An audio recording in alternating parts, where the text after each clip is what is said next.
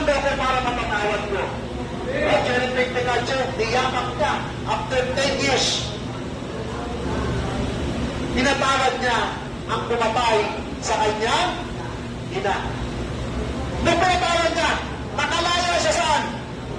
Nakalaya siya sa galit at sa buhok. Kaya kapatid, kung namumuo yung buhok mo sa puso mo ngayon, hilingin mo sa Diyos, Lord, tulungan mo ako na mawala ang galit ko sa best friend ko kasi niloko ako.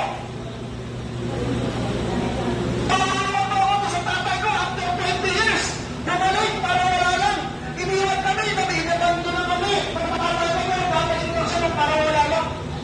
Di ba ang hirap gawin yun, patawarin? Ayaw mo makasama yun, tama? Pero, kailangan nating gawin magpatawad. Kasi nagpatawad na balik ang Panginoon sa atin.